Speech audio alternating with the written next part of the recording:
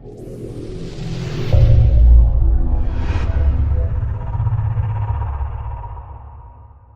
guys, senang sekali ketemu lagi bersama aku di channel Larissa Story. Nah, hari ini aku mau cerita ke kalian tentang tragedi subway yang terjadi di Daegu, Korea Selatan. 19 tahun yang lalu, tepatnya tanggal 18 Februari 2003, telah terjadi tragedi kebakaran hebat kereta bawah tanah di Daegu, Korea Selatan. Saat itu, ada kereta 1080 dan 1079 yang sedang berjalan berlawanan arah di stasiun Jungangno, Daegu. Di hari itu, kereta 1080 dikemudikan oleh Choi Sang-yeol dan kereta 1079 dikemudikan oleh Choi Jong-hwan. Semua baik-baik saja sampai di jam 9:53 pagi, seorang pria yang bernama Kim Dae-han menjadi penumpang kereta 1079.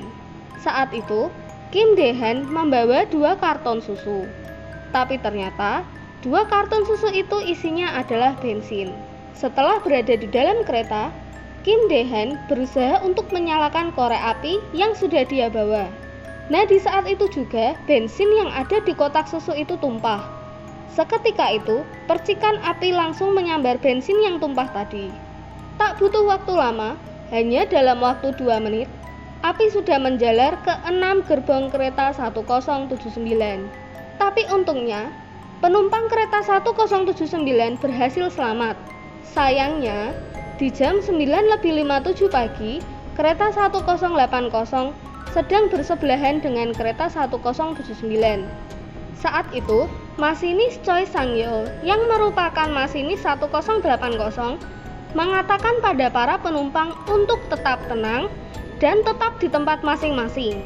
Padahal, saat itu asap hitam sudah memenuhi gerbong kereta 1080. Sementara itu, Choi Sang-yeol berusaha untuk mengontak kontrol tower. Tapi karena api terus membesar, akhirnya Choi Sang-yeol menyuruh seluruh penumpang untuk keluar dari kereta dan menyelamatkan diri.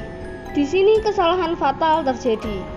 Jadi karena panik dan ketakutan, Choi Sang-yeol mencabut kunci master kereta dan lari untuk menyelamatkan diri. Karena kunci master tadi dicabut, pintu kereta jadi terkunci.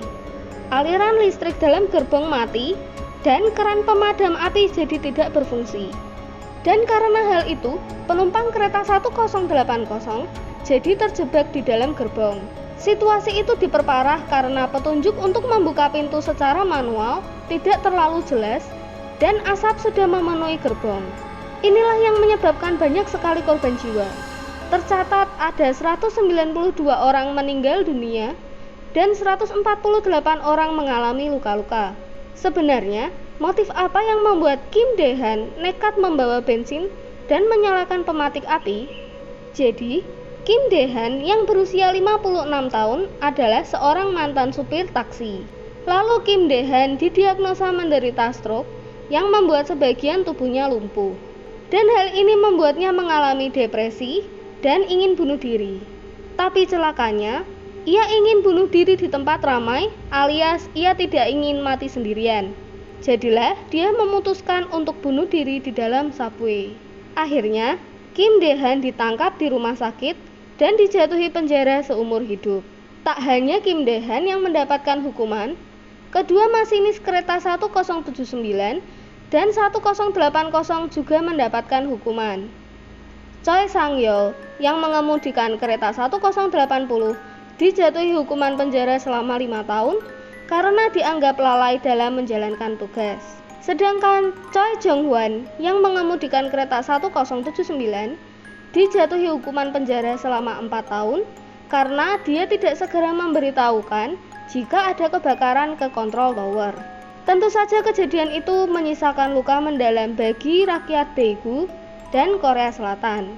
Dan untuk mengenang peristiwa ini, setiap tanggal 18 Februari di jam 9:53 pagi waktu setempat, semua kereta bawah tanah yang sedang beroperasi akan memberikan pengumuman kepada para penumpang untuk mengheningkan cipta dan kereta akan membunyikan klakson selama 4 detik. Dan di bulan Desember 2008, Pemerintah Daegu mendirikan Museum Daegu Safety Park untuk memberikan edukasi tentang keselamatan saat kejadian darurat dan bencana alam. Di museum itu juga dipajang sisa-sisa dari peristiwa kebakaran itu. Lalu di tahun 2017, pemerintah Daegu membuat ruang memorial di stasiun Jungangno, di mana di situ ada nama-nama korban serta sisa-sisa dari kebakaran dan nisan yang didedikasikan untuk para korban yang tewas. Peristiwa itu juga membuat pemerintah Korea Selatan menambah tingkat keamanan subway mereka, di mana sejumlah bahan yang mudah terbakar seperti plastik dan aluminium dilapisi dengan material tahan api. Tak ketinggalan, fasilitas alat pemadam kebakaran dan lampu darurat dipasang di seluruh kereta dan stasiun di Korea Selatan. Oke, sekian dulu cerita untuk hari ini. Gimana menurut kalian tentang kasus ini? Terima kasih untuk yang sudah menonton video sampai akhir, dan maaf bila ada kesalahan kata dan penyebutan.